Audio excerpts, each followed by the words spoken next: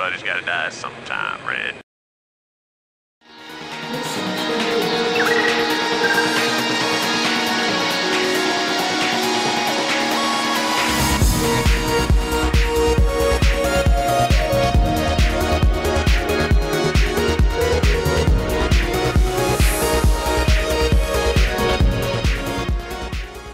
Alright, let's do it. Second set on Fighting Spirit.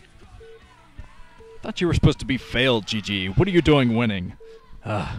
Throwing off the balance of the universe, man. Be considerate of the universe. Okay, here we go. Accept. Over at the 2 o'clock position in YellOw, of course he's YellOw, is ForGG. So that means over at the 10 o'clock position in a color that's not YellOw is YellOw. Awesome. But yeah, ForGG played pretty stellar in that last game, I thought. It went for the risky 14cc build, which is 14 SCVs into your command center, by the way. But yeah, you're always putting yourself in peril when you go for that build, because an overpool or a 9-pool build from a Zerg player can take it down if you get scouted pretty easily. So yes, it was risky, but since a Terran can do so much from an early base like that, I mean, Terran off of 2 early bases can do so much against any race. That's why you see so many Terran players like ForGG roll the dice and decide to go out with that build. Worked out fantastically.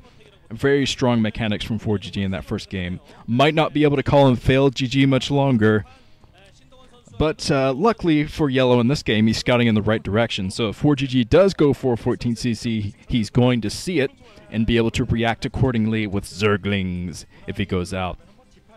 But of course, both these guys are probably going to go for an econ build. Since this is a 4-player map, you want to... Yeah, rushing distances are way too long, so you don't want to go for kind of a rush unless you're expecting a 14cc or something like that. And YellOw, I think he's going to throw down... Yeah, he's going to throw down his hatchery. I don't see the spawning pool anywhere for him, so he's going to go down, throw down his hatchery. He wants to compete economically with non-fail GG. That's going to be his new nickname. But yeah, there is the hatchery coming up for YellOw.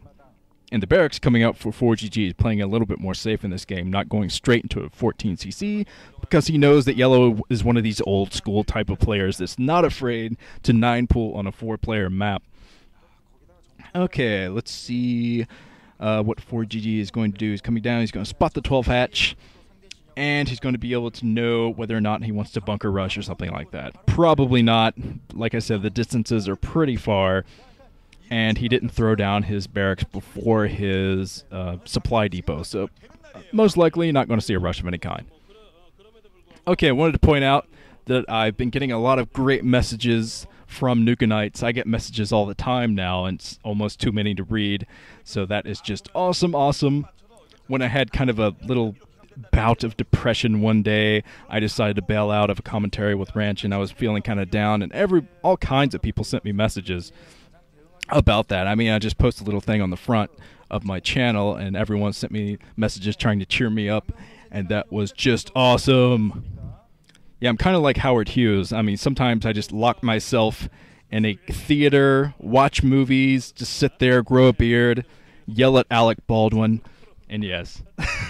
Okay, enough of that. I just wanted to say thanks because I thought that was unusually awesome. Awesome, awesome, awesome. Usually don't see nice things on the internet. Well, I don't, especially moderating a newspaper website. So it's always unusual to me when people are nice on the internet. It's like, what? If you can't say anything horrible on the internet, don't say anything at all. But okay, looks like the engineering bay coming up for ForGG is preparing for mutas.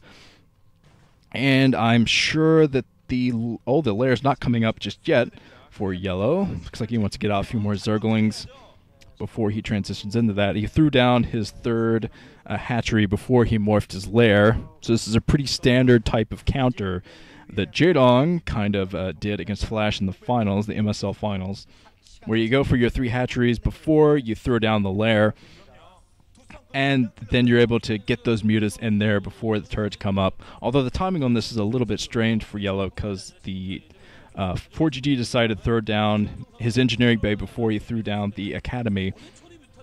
So he was anticipating a faster mutalist build, but the mutas aren't going to be out nearly in time to beat the turrets or anything.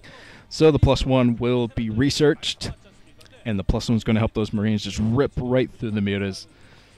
And let's see what ForGG does. ForGG going for the standard, what I like to call the flash build, which is to make it awkward for Zerglings to run by at your front, get a bunch of Marines out, keep them there at kind of a small choke.